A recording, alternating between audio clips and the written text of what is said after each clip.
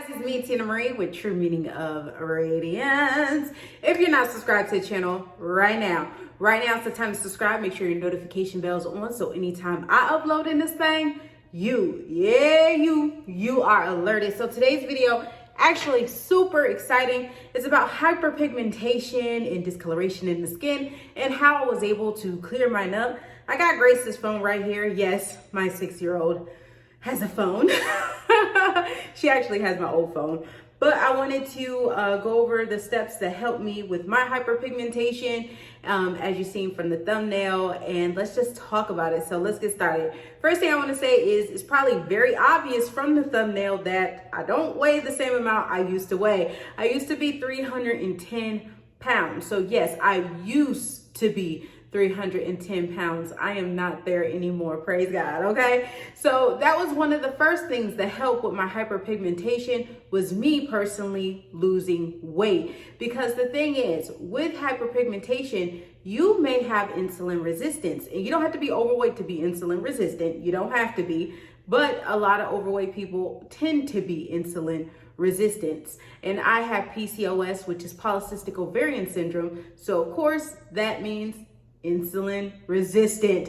So with insulin resistant, you get a lot of blacking area in your neck and discoloration on your face and things like that. And one thing that helps with it is losing weight. Now you're like, okay, well, it's hard with PCOS to lose weight. It is, but one thing that helps people with PCOS a lot is decreasing your carbohydrates. And I think the main thing is people get so caught up in, I want to be this size, I want to lose this, I want to lose that so fast, that people don't appreciate the 1 to 2 pounds a week. Appreciate the 1 to 2 pounds a week and you will be better off, okay? So the first thing that helped with my hyperpigmentation was finding out that I was insulin resistant because of my PCOS and changing my eating habits and making sure that I followed low carb. Yes, I did have weight loss surgery. Yes, I did. But weight loss surgery is just a tool. It does not succeed unless you do, okay? So the second thing I would say is make sure that you're drinking your water. No, water is not gonna fix it and be the #1 cure-all, but having glowy skin from water will hide out some of your hyperpigmentation. Like I still have hyperpigmentation on my face, but a lot of it you can't even see, and the reason why is because the water, okay? The water be having your girl glow, okay? So water, getting in at least your 8 glasses a day. I can't even drink a gallon anymore. I tried it since my surgery. Drinking a gallon of water is extremely difficult, okay? But I at least get 60 ounces plus of water a day. Well, no, 64 ounces up in my water every day. A trick to getting your water, put it in a cute cup.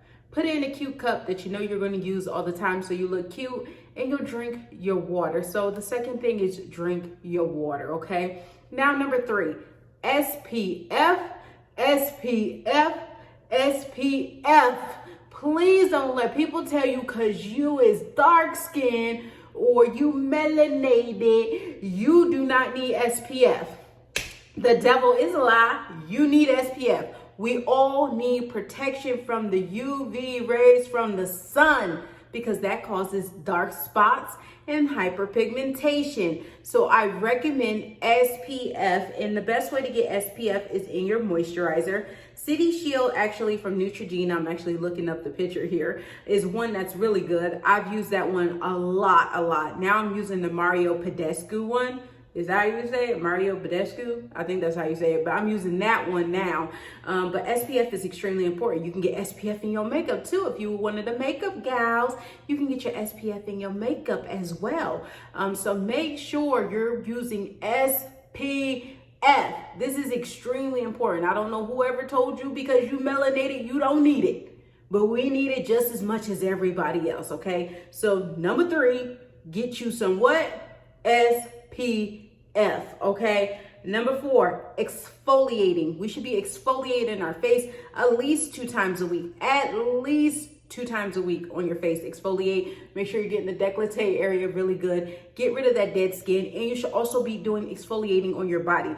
I exfoliate on my body, okay, T, slow down. I exfoliate on my body daily, and the reason why is because I shave daily. So I will exfoliate. After I exfoliate, I'll go ahead and shave my legs, because you should always exfoliate before you shave.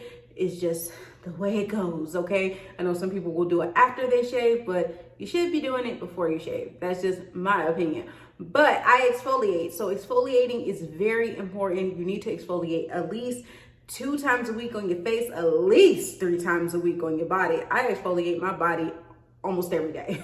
I'm sorry, almost every day I do it, and I probably overdo it, but that's just me. Now, when it comes to your body as well, one product that helped me out, especially with my inner thighs and stuff like that, is a product called Kojie San. So it's Kojie San is a soap. I'll leave all the links for everything I'm talking about below, but I used this soap, y'all, years ago, and I always re-up on it. I'm waiting for my re-up now, okay? Walmart gonna be dropping her off here by the 3rd of September is what it said. And that really works with discoloration. I use it underneath the arms. I use it in the inner areas of the thighs, anywhere where discoloration, your elbows. You also use it on your kneecaps. I don't use this on my face though. I do not use it on the face. Some people use it on the face. I do not. But that is a good product. I do recommend it. Another product I recommend, and it's good for the skin, I'll leave it below, is the Neogen. Neogen is really good. They're like lemon skin peel mask. So it has a side that exfoliates, and then it has a side that cleans. So I use the part that exfoliates first. I get all the décolleté, all that, all throughout my face and stuff, because it's designed for a face. It's a face and body peel, but I just use it on my face. Then I use it here and but I avoid the eye area, of course.